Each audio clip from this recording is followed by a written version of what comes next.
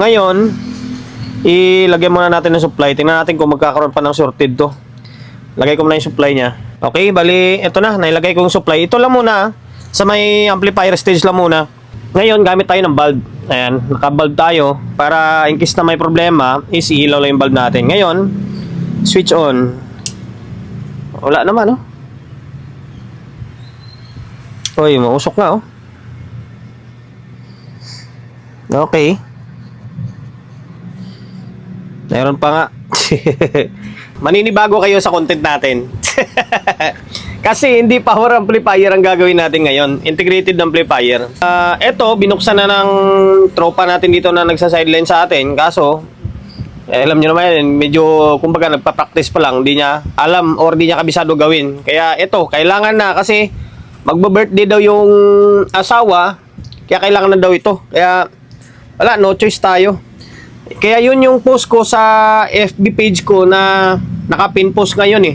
Nasabi ko kung maaari, wag na muna or hindi na muna ako tatanggap ng integrated amplifier kasi nga walang gagawa. Okay? Si paring rin, hindi rin gano'n pumupunta rito kasi busy rin. Kaya walang gagawa. Kaya matatambak yung unit dito. Kasi nga, tambak tayo sa power amplifier. Kaso nga lang, dito na to and then walk-in client natin eh. Kaya, sige lang, para kahit pa paano may content rin tayo. Ngayon ito, kinalas niya ito. Kasi ang pinaka-history nito ay umusok ito. Umusok, nilinis to ng may-ari, tapos biglang umusok daw. Okay? Kaya ito, kakalas-kalas na siya. Ito yung output niya. Mahirap dito kung paano natin. ito, mga pinampalitan na niya ito eh. Yan, mga pinampalitan na niya oh. Kaya gagawin natin, ito yung mga umusok eh. Dito lang pala sa may kabilang side yung umusok. Kabila, hindi naman. Okay, ngayon double check ko yung mga parts para makuha natin yung problema pa. Kasi may kwan daw, umiilaw yung bulb. Although wala na yung output. Brand name pala nito. Kalimutan ko, nawala ako sa wisyo. DB Audio by Astron. Okay, DB Audio na 1522. Okay, DB Audio na 1522 na integrated amplifier. Yun nga, umusok. Ang dami pa. May mga dumikit to. Dami pa. May mga kalawang po. Okay. Ayan, double check ko to. Tulad nito nakakalas na yung output. Safe na yan na mag-testing ka. Although, sabi niya, may umiilaw pa rin. Kaya, ang gagawin natin, suyurin natin kung ano yung pinaka-problema rito. Baka mamaya may mga problema tong drive, oh. Dito, hindi daw umusok to.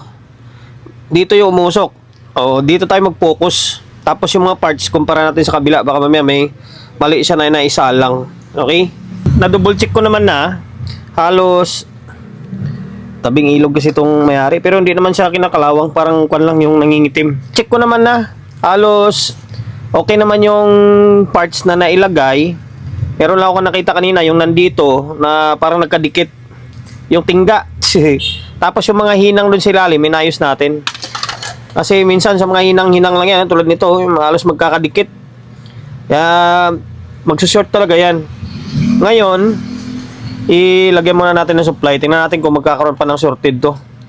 Lagay ko muna yung supply niya. Okay, bali, ito na, nailagay ko yung supply. Ito lang muna, sa may amplifier stage lang muna. Taas pa ng supply nito. 62 nakalagay dun sa board na, pero 48 lang pala to dito. Akala ko 62 nakalagay dun sa board eh. Ngayon gamit tayo ng bulb. Ayan, naka-bulb tayo para in case na may problema is ilaw lang yung bulb natin. Ngayon, switch on. Wala naman, oh. Uy, mausok nga, oh. Okay. Meron pa nga. Hindi ko kasi na-check eh. Yung mga hinang lang kasi yung chinik ko.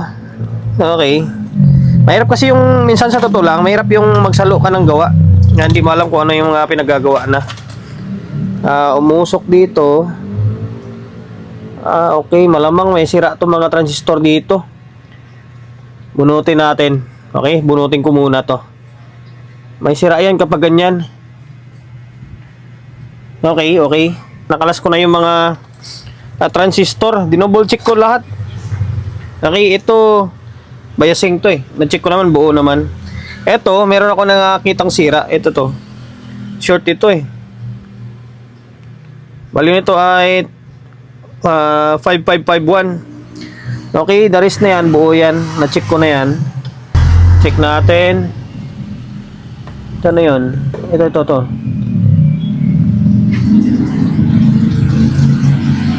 Short ito eh. Ito ba yun?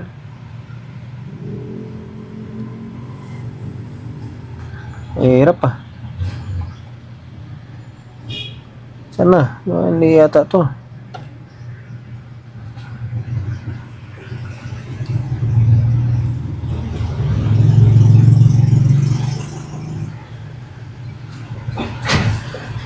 Sana? Sira. Nagkahalo ah. Sira to eh.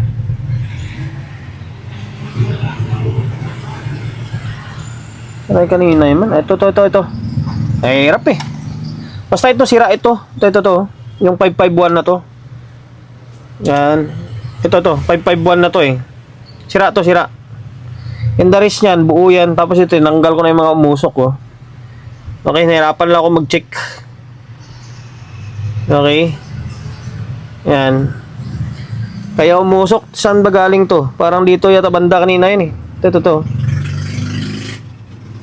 Okay. Palitan ko muna. Ngayon, balik ko itong mga pyesa. Binalik ko na yung mga pyesa. Ay, hindi ko pala binalik. Halos lahat ng mga na transistor dito, pinalitan ko na. Pinapalitan ko na. Dami naman nating stock eh. Oh. Okay. Ito, binalik natin to. Buo naman to eh. Tapos itong D669649. Ito, buo naman to dito. Tapos, yung nasunog, 220 tsaka 100 ohms. The rest, na-check ko naman na. Sana, wala na ibang problema. Pag umusok pa rito, big sabihin, malala. Nandito. Okay testing ko natin ulit Okay. Ito, nakasalpak na yung supply. Natin Okay, parang wala naman na. Buhay na Ngayon, kabit natin yung relay. Parang di naman umusok eh. Isa lang talaga yung nasira siguro kanina. Ito lang. Lagyan natin ito. Tapos, sige. Mira.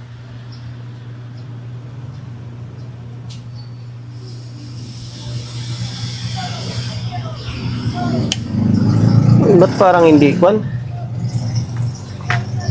Double check natin. Parang hindi gumagana. Okay. Parang hindi gumagana. Ito lang meron, mainit eh.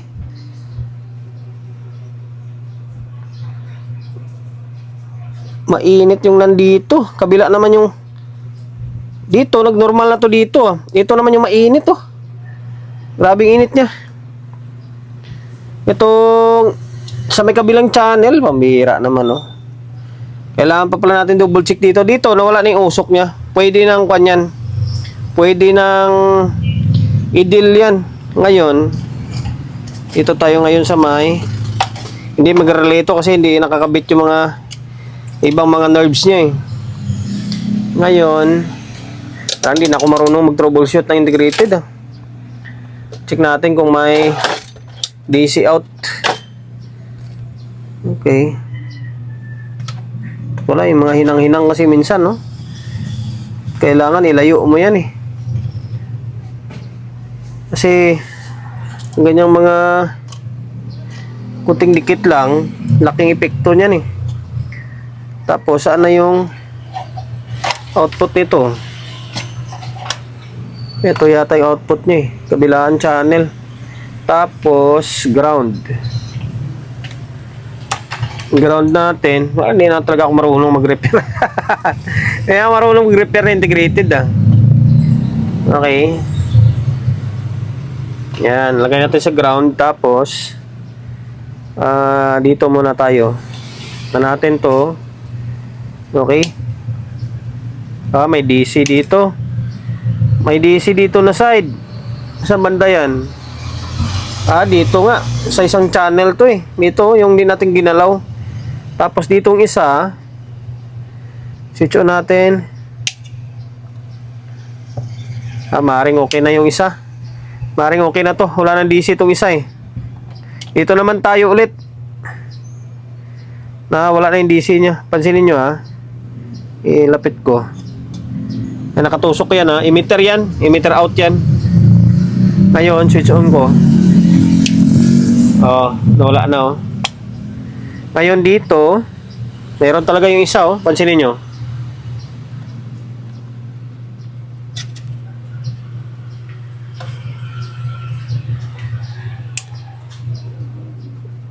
Meron talaga.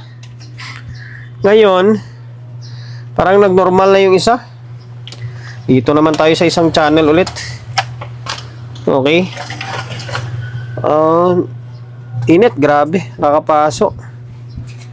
Double check natin. Double check ko to. Baka may nasira din dito. Or may baliktad na naman na pyesa o ano man. Pero dito, working na ito. Dito sa isang channel. Wala na yun. Hindi na umusok eh. Meron lang isa kanina. Yung 551 na nasira. Dito, double check ko naman dito ulit. Alam ko na kung bakit umiinit to dito kanina oh. Itong isa oh. Dahil dito, nagkadikit na naman yung hinang dito. From base and then supply. Yan, base collector. Nagkadikit na naman to dito.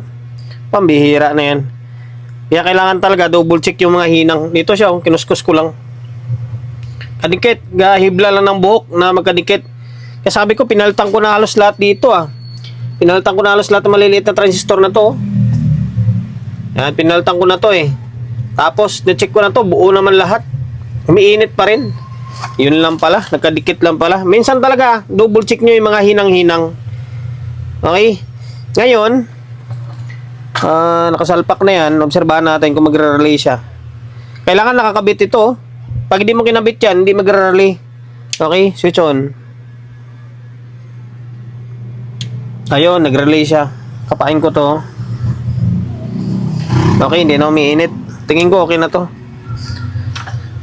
Tingin ko okay na to. Ngayon, ito yung output niya. Double check ko muna yung output niya kung ilang piraso yung nadali.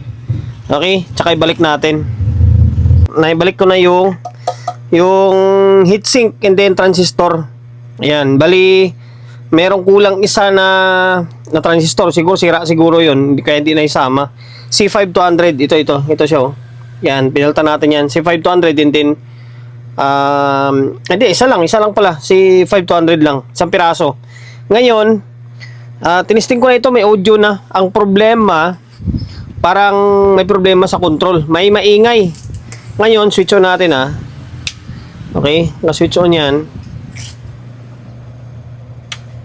Okay, may nakakabit na isang speaker. Nasa left channel. Okay, nasa left channel.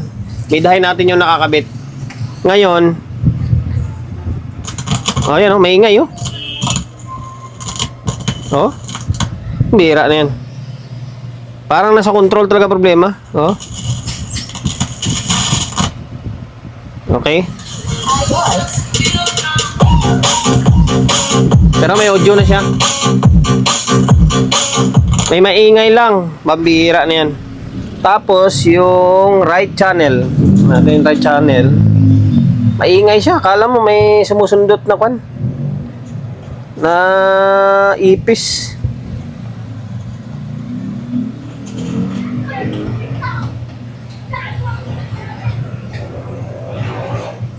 Okay, dito.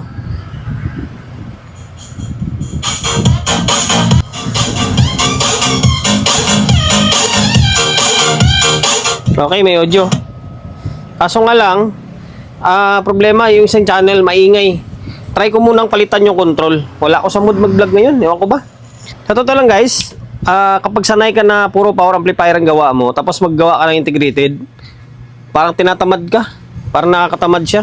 Ito na, pinalitan natin yung lahat ng control. Bago na lahat to. May kinang-kinang pa. Kaya pinampalitan natin. Yung mga control ngayon, wala na talagang kwenta. Saglit lang masira. 1 year lang, wala na. Palitin na agad. Okay, dito sa ilalim to. Tingnan natin kung ano magkiklabasan niya, kung may maingay pa rin. Dito kayo sa may taas nito. Try natin Ayun napalitan na to. Bago na to 50k. Bali, 4 na stereo, isang mono. Ito, mono to dito sa balance niya. Okay, balik ko muna. Balik na natin yung board sa may ilalim. Ang problema, yung channel, yung sa taas na side, parang may problema din. Bihira niyan. May base niya wala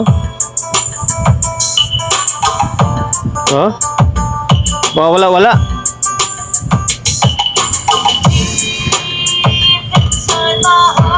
Wala, palitan na nga natin bali 4 na piraso lang naman to 1, 2, 3, 4. Palitan na nga natin to. Itong tuning kahit di na. Gambira na yan.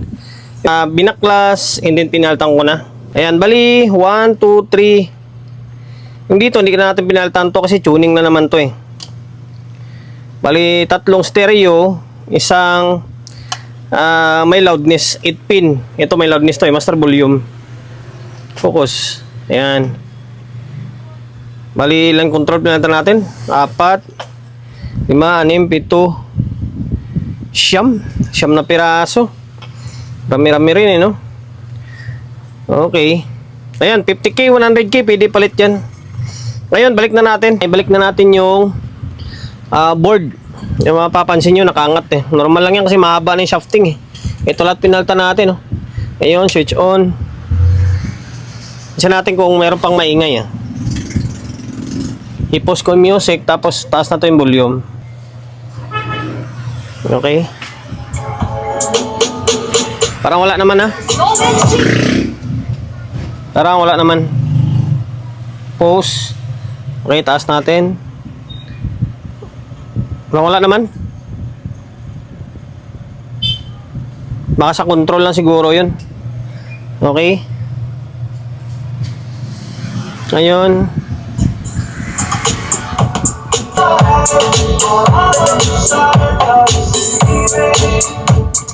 Ayun lang guys, okay na to. Babain pa ba natin yung oras natin? Nalito lang yung gumawa na kasama ko nito dahil siyempre hindi pa siya ganun kabihasa. Yung mga hinang minsan na nagkadikit-dikit, and then sa pag-check ng mga pyesa, medyo hindi pa niya ganun kakabisado Okay, sana nakapagbigay idea tayo sa mga kapwa natin technician na medyo bago-baguhan lang. Sa mga gustong sumubok gumawa ng mga integrated, ayan, palitan nyo lang yung dapat palitan. Kalawang, na pyesa, lalo yung control nito, sakit talaga nila yan. Okay, dahil mabot sa part ng video natin na ito at hindi ka pa rin nakapag-subscribe, paki-subscribe ng YouTube channel natin Pindutin mo yung bell button sa gilid, select mo yung all. Ayan, kapag napindot mo na yan, manonotified ka kapag mayroon tayong bagong upload na video. Nag-upload tayo ng video, 1 beses, 2 beses kada araw. Okay, God bless and then peace sa atin lahat.